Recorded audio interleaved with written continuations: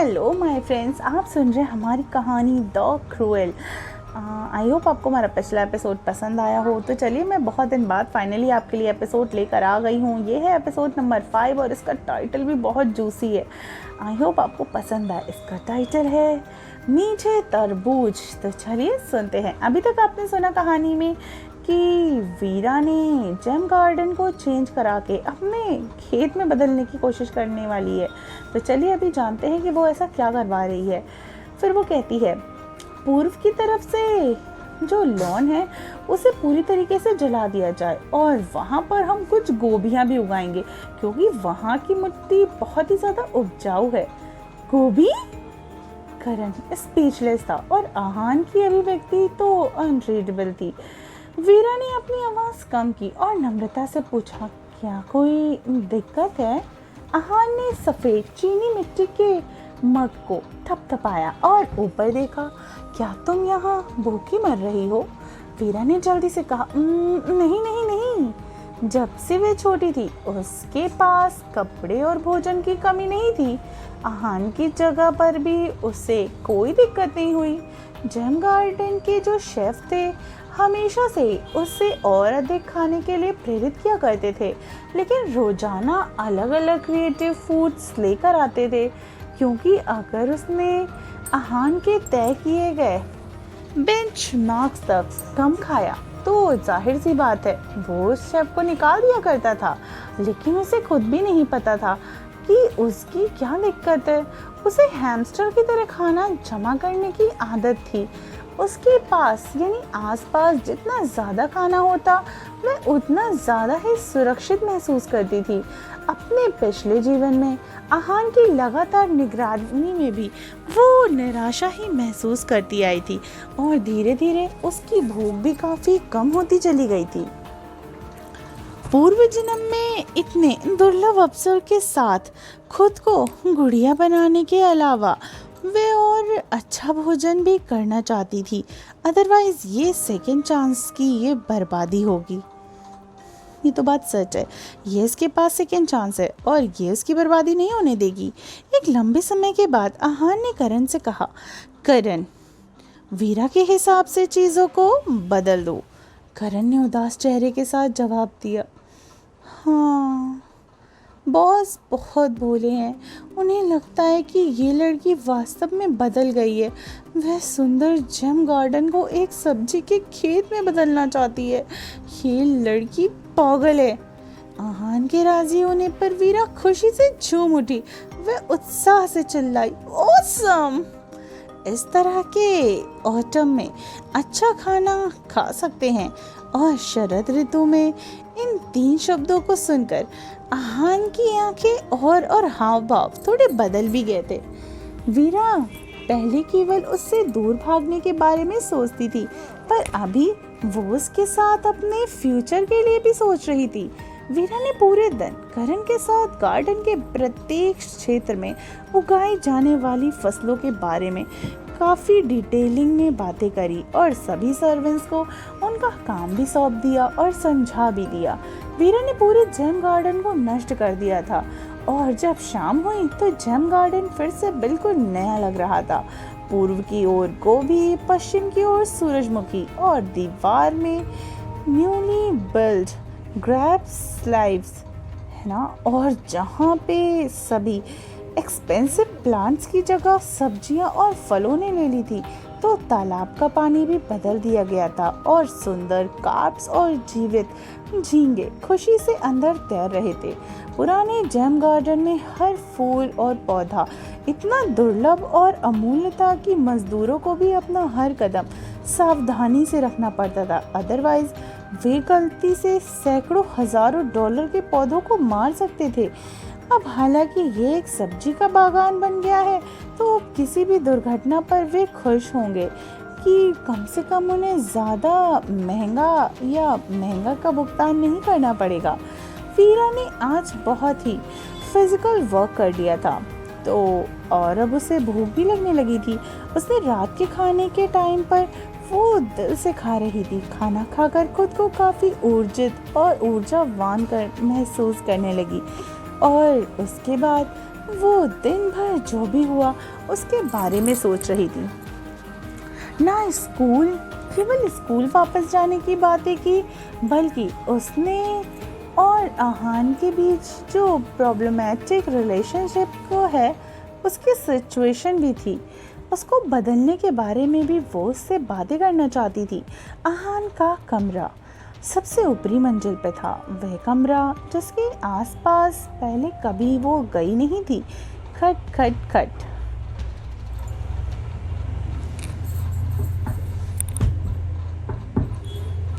वीरा घबरा के दरवाजे के सामने खड़ी हो गई। एक गहरी सांस दी और दस्तक दी। खींच की आवाज़ कस के दरवाज़ा खुलता है और एक जोड़ी ठंडी गहरी आंखों ने उसका अभिवादन किया। वो मुझे कुछ डिस्कस करना है, क्या ये ठीक समय है? उसने आहान से ऐसा कहा। ऐसा लग रहा था कि वह आदमी उसके आने की उम्मीद ही कर रहा था। बिना किसी आश्चर्य के वह मुड़ा और वापस अंदर चला गया। इसका मतलब है कि ये एक मंजूरी का ही संकेत है। वीरा जल्दी से उसके पीछे पीछे ही चल दी। मुझे आज रात तक इसे सुला लेना चाहिए। मुझे आज रात तक इसको ज़रूर सुलझा लेना चाहिए, चाहे कुछ भी हो। ये पहली बार था जब वीरा ने आहान के बेडरूम में एंटर किया था। कमरे का एक डिप्रेसिंग कलर और स्कीम भी थी। उसके सामने की तरफ से एक सुपीरियर ऑडियो सिस्टम था जो बैकग्राउंड में सूदिंग म्यूजिक को प्ले कर रहा था। पर्दे पूरी तरीके से खींचे गए थे और पूरा कमरा बंद महसूस हो रहा था। कमरे में बहुत अधिक मात्रा में शराब थी और एक बड़े से अल्कोहल कैबिनेट में कई तरह की शराब और एक रॉ में बहुत बड़े करीने से उन्हें सजाया गया था। आहान के अलावा कमरे में कोई भी और नहीं था। आहान का बस हिप्नोटिस्ट था। इसे देखकर पता चलता है कि आहान सोने की तैयारी कर रहा है। क्या उसे उसके नींद के दौरान डिस्टर्ब कर दिया गया था? यह देखकर कि वह कल रात काफी चैन से सोया था। शरद वैसे भी शायद ये पिछली 3 रातों की वजह से हुआ हो और वो नींद न आने की वजह से सो गया हो। जैसे ही वीरा ने प्रवेश किया, हिप्नोटिस्ट ने वहां से चला गया। अपने सिर के ऊपर प्रकाश की गर्म चमक के तहत आहान कमरे में बने बार में चला जाता है और वो आराम से बैठकर खुद को रेड वाइन के ग्लास को सर्व करता है और कहता है, तुम कहो। वीरा ने पहले ही एक स्क्रिप्ट तैयार कर ली थी, इसलिए उसने संकोच किया नहीं और सीधे मुद्दे की बात पे चली आई।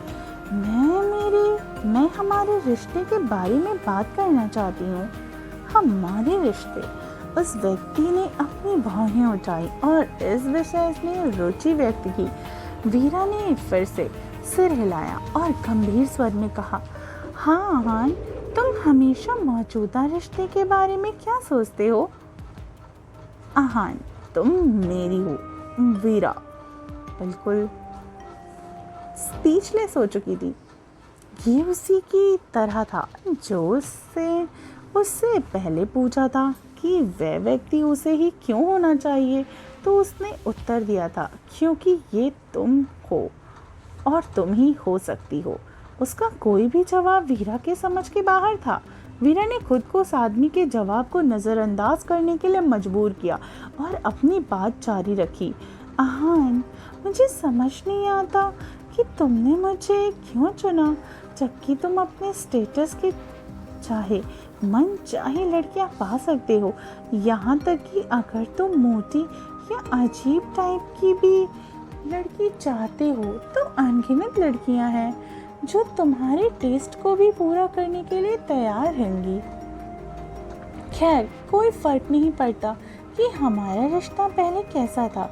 क्या हम अब बदल नहीं सकते? हम अपने रिश्ते को बदलने की कोशिश क्यों नहीं करते? तुम हमेशा इतने गुस्से में रहते हो कि मैं तुमसे भागती रहती हूँ, लेकिन ऐसा सिर्फ इसलिए हुआ क्योंकि कोई भी बर्दाश्त नहीं कर सकता कि वो लगातार किसी की निगरानी और नियंत्रण में रहे और उसकी स्वतंत्रता भी छीन ली जाए। जितना अधिक तुम मुझे नियंत्रित करने की कोशिश करोगे उतना अधिक ही मैं भागने की कोशिश करूँगी। जैसा कि कहा जाता है, एक तरबूज अपनी बेल से जबरदस्ती मीठा नहीं होता। मुझे यकीन है कि आप इस सिद्धांत को जानते होंगे। एक तरबूज अपनी बेल से जबरदस्ती मीठा नहीं होता। इसका अर्थ है कि मजबूर प्यार ज़्यादा दिन तक टिकता नहीं है। तभी वह व्यक्ति तब तक चुपचाप सुनता रहा जब तक उसने बोलना समाप्त नहीं किया। उसने आलस्य से अपना सिर अपने हाथ पर टिकाए हुए था और दूसरा हाथ से शराब के ग्लास को गोल गोल घुमा रहा था। उसने उत्तर दिया, किसने कहा कि मुझे मीठे तरबूज पसंद है? वीरा फिर से स्पीचलेस। इस आदमी के साथ उचित बातचीत करना भी कोई तरीका नहीं है। मैं समझ गई कि आहान का क्या मतलब है। जब तक वह उसकी संपत्ति थी तब तक संपत्ति सहित इस इच्छा के बारे में और कुछ भी मायने नहीं रखता। चूँकि बातचीत इस पॉइंट पर पहुंच गई थी इसलिए जारी रखने का कोई तरीका भी नहीं था। धीरे धीरे समय बीतता गया। यह सुनिश्चित नहीं था कि वे कितने समय तक चुप रहे। वीरा अचानक उठ खड़ी हुई और आहान की ओर बढ़ गई। वीरा ने वही आहान ने एक भी शब्द नहीं कहा और उसका चेहरा काफी उदास और उदासीन भी बना रहा। उसने उसे पास आते देखा। अंत में वीरा उस आदमी के सामने खड़ी हो गई और अचानक उसकी ओर झुकी और अपने कोमल मुलायम होठों को उस आदमी के ठंडे और रफ होठों पर रख दिया। तुम्हें यकीन है? क्या तुम्हें यकीन है कि तुम्हें मीठे तरबूज पसंद नहीं है? अगर तुमने उन्हें खाकर ही नहीं देखा तो? क्या लगता है आपको, क्या ये तर्क काम आएगा वीरा का आहान को समझाने का?